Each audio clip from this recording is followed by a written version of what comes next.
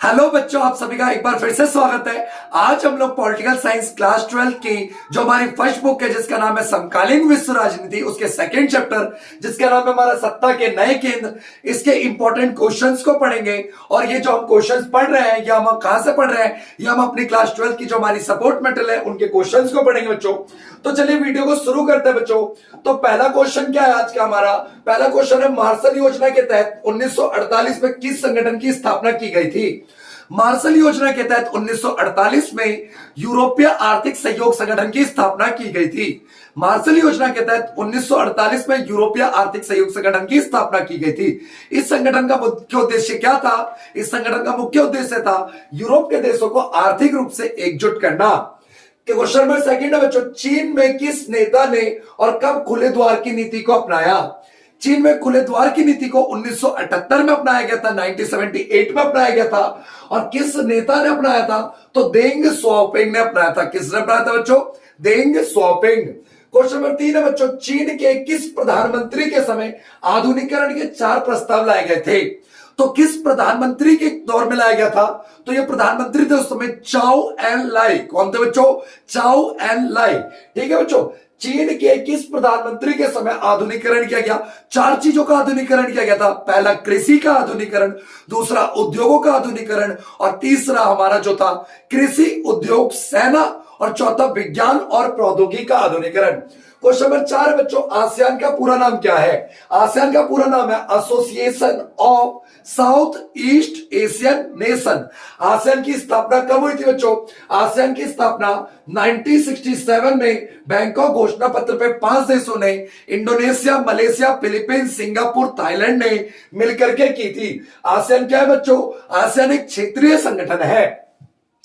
Question number 5 है बच्चों, यूरोपीय संघ का गठन कब और किस संधि के द्वारा हुआ था? यूरोपीय संघ का गठन 1992 में maastricht संधि के द्वारा हुआ था।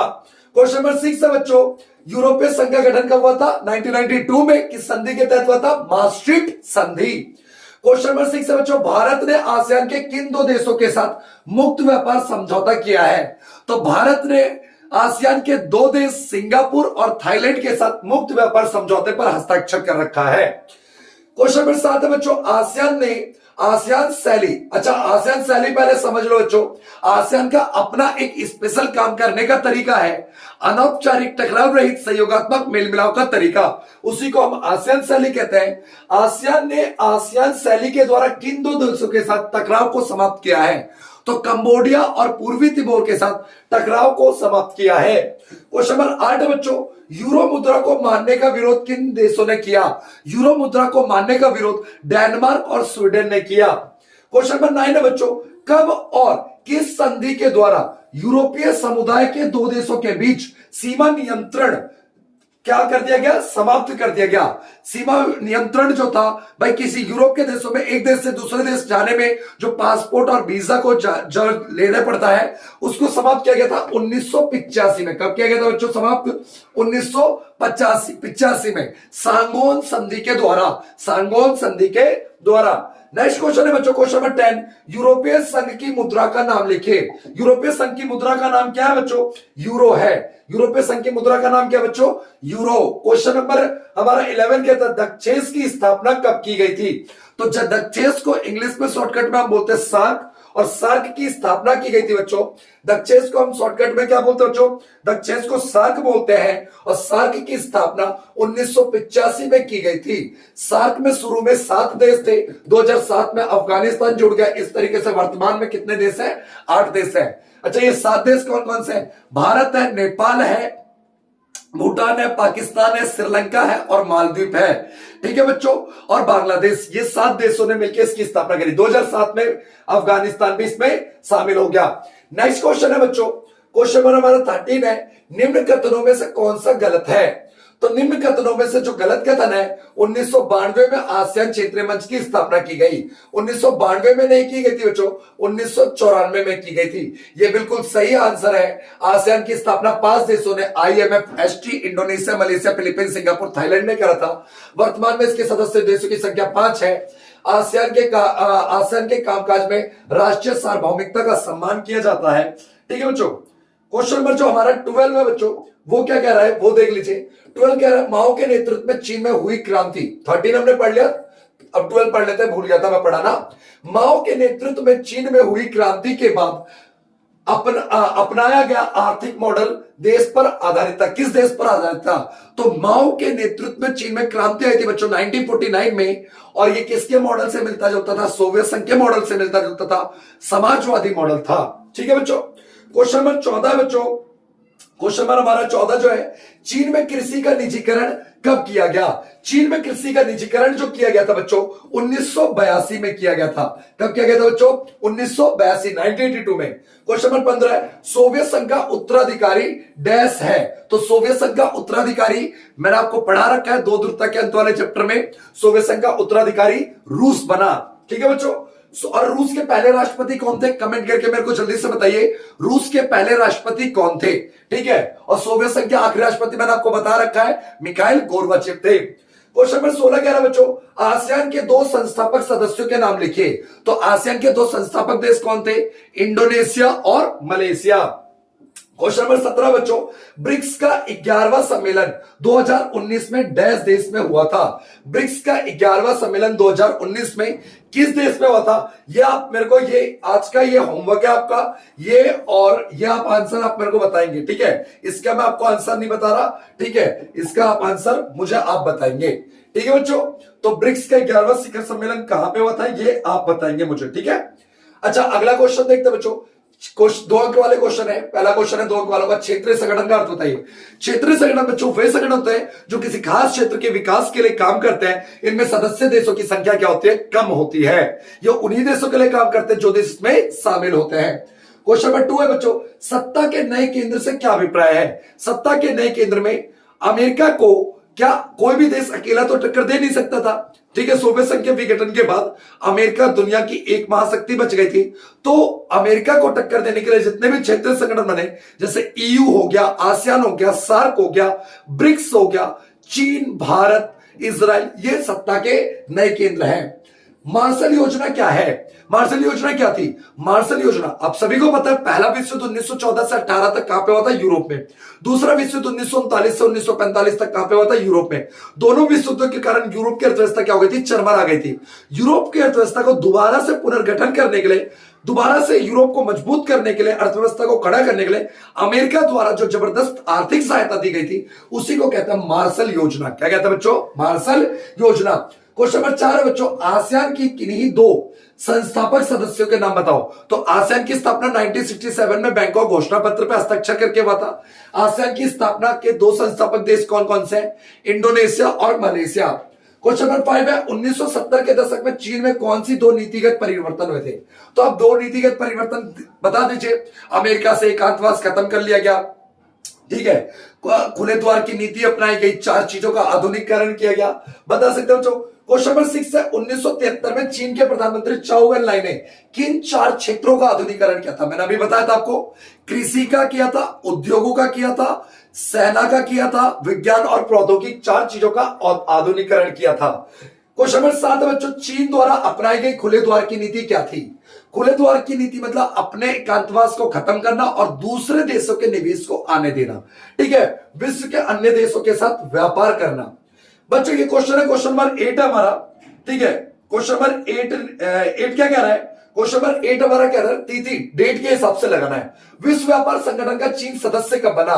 तो चीन विश्व व्यापार संगठन का 2001 में सदस्य बना। चीन में खेती का निजीकरण कब हुआ था? 1982 में हुआ था। खुले द्वार की नीति को कब अपनाया गया था? 1978 में अपनाया गया था।